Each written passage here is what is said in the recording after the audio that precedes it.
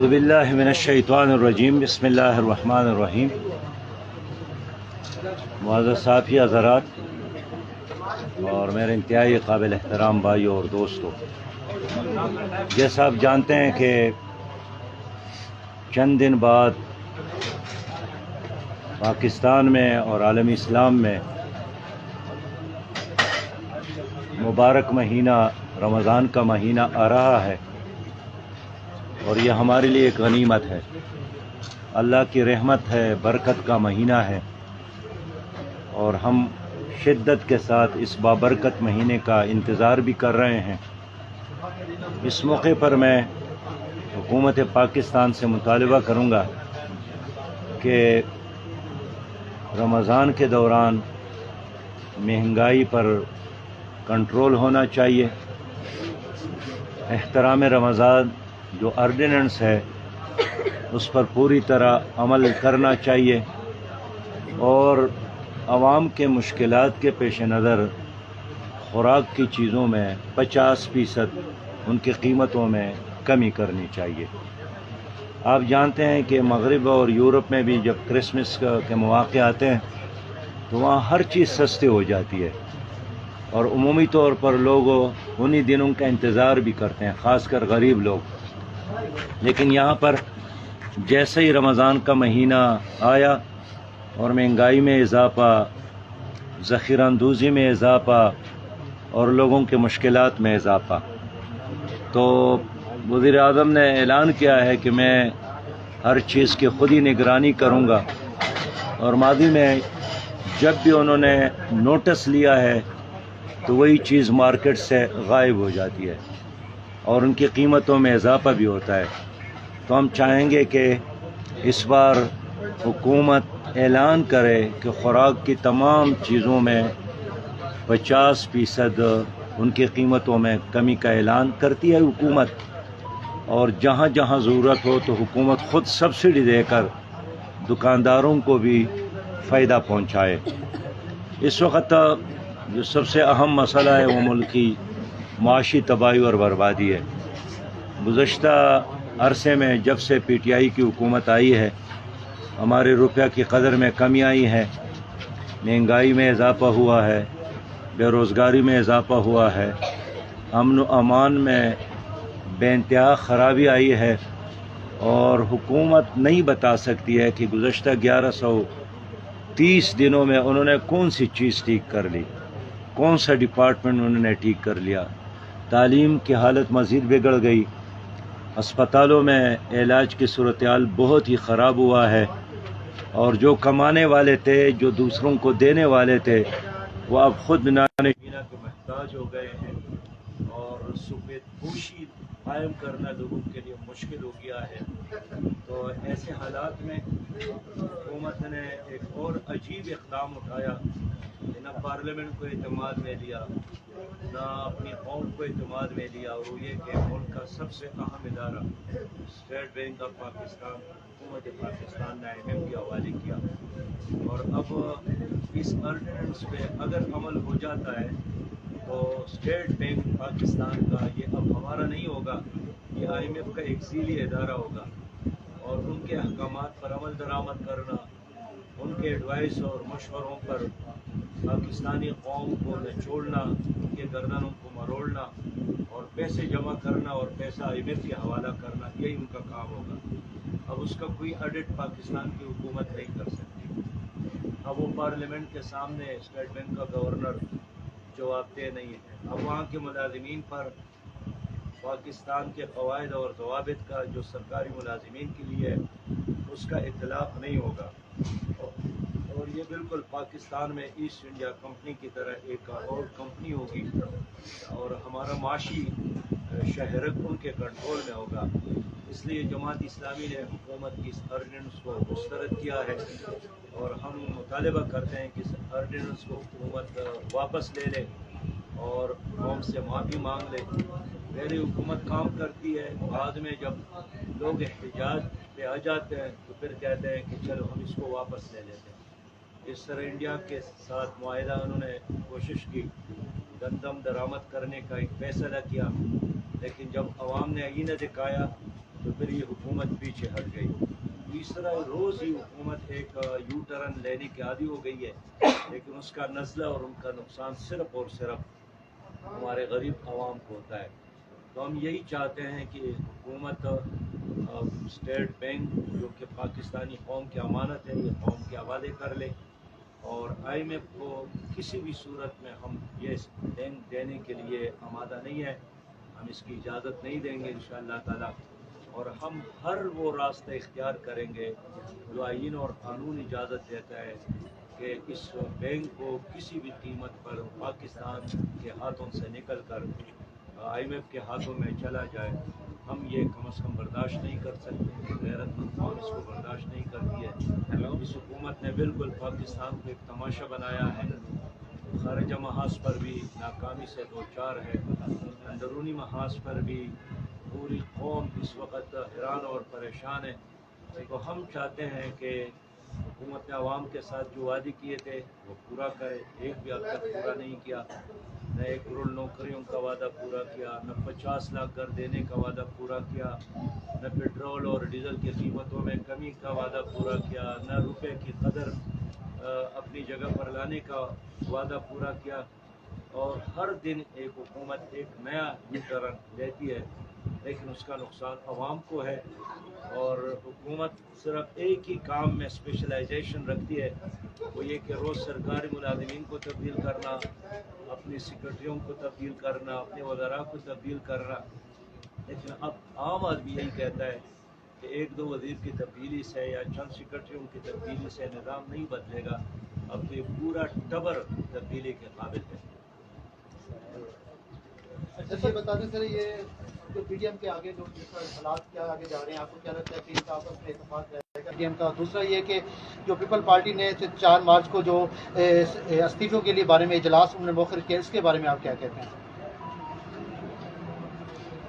دیکھیے، P D M کی اپنی سیاست ہے، ہماری اپنی سیاست ہے، پی ڈی ایم اپنا کام کرے، ہم اپنا کام کرتے ہیں، اور پی ڈی ایم جس طرح ہم نے دیکھا ہے کبھی وہ بہن بھائی بنتے ہیں، کبھی آپس میں لڑتے ہیں، اور لوگ خود حیران ہیں کہ ابھی وہ بنی گالہ جا رہی ہے، وہ جاتی عمرہ آ رہے ہیں، اور جلسوں میں کھڑے ہو کر بھائی بہن بننے کا اعلان کرتے ہیں، اگلے دن کوئی نامعلوم وجوہات کی بنا پر ایک دوسرے کے خلاف بازی میں۔ تو ہم بھی یہ تماشا دیکھ رہے ہیں، لیکن پی ڈی ایم کے آپس کے لڑائیوں میں ہم بالکل غیر جانبدار ہیں، ہم بھی قوم کی طرح ان کا تماشا کر رہے ہیں، اور جماعت اسلامی مہنگائی، بے روزگاری اور اس نظام کے خلاف ہے کہ جدوجہد کر رہی ہے۔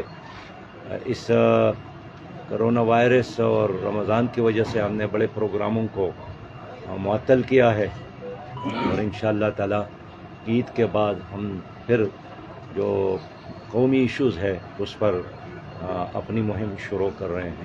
اچھا سر، پیپل پارٹی اور نون لیگ کے اختلافات چل رہے ہیں، لیکن آپ جو ہے جماعت اسلامی کو زیادہ قریب پیپل پارٹی کے دیکھ رہے ہیں، نون لیگ کے، یا دونوں سے دور ہیں؟ ہم دونوں کو ایک سمجھتے ہیں اور دونوں میں کوئی فرق نہیں سمجھتے ہیں، اس لیے کہ پیپل پارٹی نے بھی ایک بار نہیں بار بار حکومت کی ہے، اور مسلم لیگ نے بھی بار بار حکومت کی ہے۔ نہ خارجہ پالیسی پہ اختلاف ہے، نہ تعلیمی پالیسی پر اختلاف ہے، نہ صحت کی پالیسی پر اختلاف ہے، نہ ایوانوں کے اندر کوئی غریب کی ایشو پر کوئی اختلاف ہے۔ اختلاف اگر ہے تو ان کے اپنے اندرونی مفادات کے مسائل ہیں، وہ ان کو مبارک ہو، ہم تو عام آدمی اور عوام کی بات کرتے ہیں۔ اور آپ سے بھی کہنا چاہتا ہوں کہ ان شہزادوں اور شہزادیوں کے بارے میں ہم سے نہ پوچھیں، میں تو غریب آدمی کا نمائندہ ہوں، عام آدمی کی مسائل پہ بات کر رہا۔ آج میں جنوبی پنجاب آیا ہوں، سب سے زیادہ غربت یہاں یہی ہے، سب سے زیادہ اضلاع جو بین الاقوامی سروے ہیں وہاں غربت ادھر موجود ہے۔ آج میں آ رہا تھا تو ہمارے تپتی دھوپ میں کھیتوں میں ہمارے بہنیں بیٹیاں گندم کٹائی کر رہے تھے۔ تو یہاں غربت کی ایشوز ہے، بے روزگاری کے مسائل ہے، عوام کے ساتھ حکومت نے کوئی وعدہ پورا نہیں کیا۔ لیکن مجھے آپ صحافیوں پر بھی یعنی حیران ہوتا ہوں کہ جب بھی جہاں جاتا ہوں تو کبھی شہزادے کے بارے میں پوچھتے، کبھی شہزادی کے بارے میں۔ اس کا مطلب یہی ہے کہ اب بھی آپ وہ مغل دور سے باہر نہیں آئے ہیں، मुग़ल दौर में यही होता था कि चौक और चौराहों में लोग बैठते थे कि आज शहज़ादा खुश था, आज शहज़ादा परेशान था, आज शहज़ादा घोड़े पर सवार हुआ, आज शहज़ादा गिर पड़ा, आज बादशाह का मूड अच्छा था, आज बादशाह का मूड ख़राब था। ये तो अब बादशाहों का ज़माना नहीं है। हम सब इस मुल्क के ओनर हैं, आप सब स्टेक होल्डर है, और हम सबको मिलकर इस निज़ाम को बेहतर बनाने की ज़रूरत है कि आप लोगों को अपना हक़ मिले। मोहतरम, आपने फरमाया कि आपका पीडीएम से कोई ताल्लुक नहीं। हालिया सेनेट के इलेक्शन में आपने पीडीएम के उम्मीदवार को वोट नहीं दिया, न्यूट्रल रहे, लेकिन अपोजिशन लीडर के इंतखाब के वक्त आपने पीडीएम के उम्मीदवार को वोट दिए। नहीं, ये तो आप अगर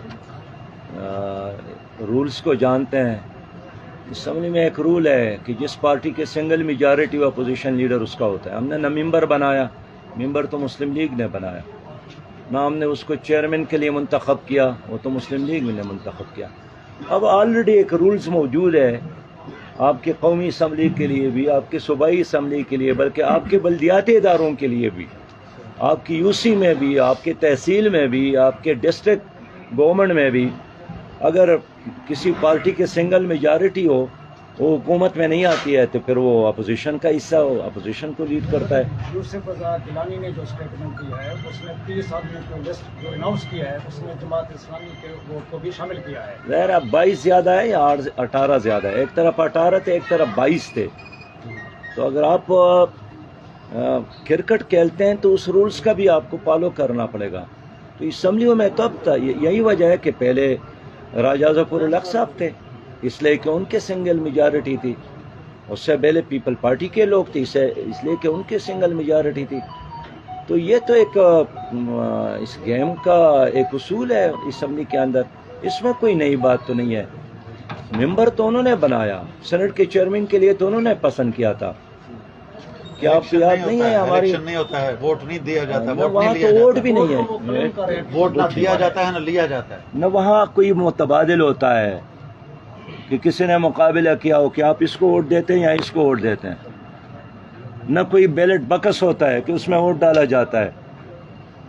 बाकी हर पार्टी के मेंबरों की तादाद लोगों को मालूम होते हैं कि इसके 6 हैं, इसके 18 है और इसके 22 है।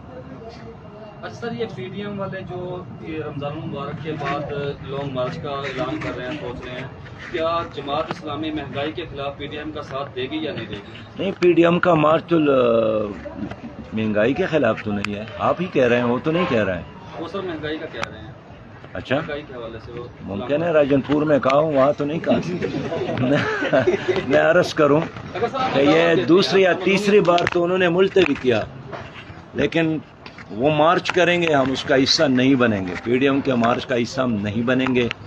हम खुद अपनी इश्यूज़ पर, जो गरीब और अवाम का, पाकिस्तान का, नज़रियात पाकिस्तान की इश्यूज़ है, हम उन इश्यूज़ पर जलसे करेंगे, रैलियाँ निकालेंगे, एहतजाज भी करेंगे, लोगों को आगाह भी करेंगे, लेकिन हम पीडीएम के हिस्सा, उसकी सियासत का हिस्सा किसी भी सूरत में नहीं बनेंगे। दूसरा सर ये बताएं कि बरतानिया ने पाकिस्तान को कोरोना के हवाले से वो रेड लिस्ट में शामिल कर दिया, इसकी आप क्या चाहेंगे? हुकूमत किस जगह में? देखिए, हुकूमत ने अब तक अवाम के लिए वैक्सीन का इंतज़ाम नहीं किया, और 22 करोड़ अवाम के लिए चंद लाख खुराक मंगवा कर और इंजेक्शन लगवा कर, ये टरखानी वाली बात है। फिर उसकी कीमत भी 8-8 हज़ार से ज़्यादा है जो बाहर के मुल्कों से दरामद होता है। तो मैं तो चाहता हूँ कि हुकूमत कोरोना वायरस का मुकाबला करे, हर पाकिस्तानी को टीका मुहैया करे, मास्क मुहैया करे, सैनिटाइज़र मुहैया करे, और फिर लोगों को एजुकेट भी करे एहतियात के हवाले से। तो मैं इसलिए कहना चाहता हूँ कि बाकी दुनिया में हुकूमतों ने अपने फ़राइज़ अदा किए हैं, लेकिन यहाँ तो सिंध की हुकूमत और मरकज़ी हुकूमत अब भी लड़ रही हैं कि स्मार्ट लॉकडाउन हो या बड़ा हो, छोटा हो, इधर हो, उधर हो, बाज़ारों में हो, देहातों में हो, मस्जिद में हो, स्कूल में हो, लेकिन ले दे के एक ही चीज़ पर सबका इत्तेफाक है कि कम से कम तालीमी इदारे बंद होने चाहिए। लिहाजा तालीमी इदारे बने, बाकी मार्केट खुले हैं, दुकानात खुले हैं, असम्बली का इजलास जारी, हर चीज़ जारी है सिवाय तालीमी इदारों की। محترم وزیر اعظم صاحب نے ریاست مدینہ کا اعلان کیا ہے، تو جماعت اسلامی اس حوالے سے کیا کردار ادا کرے گی؟ ریاست مدینہ انہوں نے اعلان کیا ہے جس طرح باقی اعلانات اس نے کیے. انہوں نے اعلان یہ بھی کیا نا کہ ہم روزگار دیں گے، بے روزگاری تو عام ہو گئی. انہوں نے اعلان کیا تھا کہ ہم لوگوں کو مفت گھر دیں گے، تو لوگ تو بے گھر ہو گئے. انہوں نے اعلان کیا تھا کہ ہم اپنا کابینہ کو چھوٹا سے چھوٹا رکھیں گے، 51 سے تو زیادہ ہو گئے. انہوں نے اعلان کیا تھا کہ ہم IMF سے قرضے نہیں لیں گے، تو آپ قرضہ لینے پر وکٹری کا نشان بلند کرتے ہیں. تو کون سی بات تھی جو اس حکومت نے پوری کی؟ مدینہ کی اسلامی ریاست کی طرف تھی، اس حکومت نے ایک قدم نہیں لیا. اگرچہ ہماری خواہش دعائیں تھی کہ مدینہ کی اسلامی ریاست کے قیام کی طرف چلے، لیکن ان کے ساتھ دائیں بائیں جو لوگ ہیں ان کی جو منزل ہے وہ مدینہ کی اسلامی ریاست نہیں ہے. اللہ کرے کہ ہو جائے. سر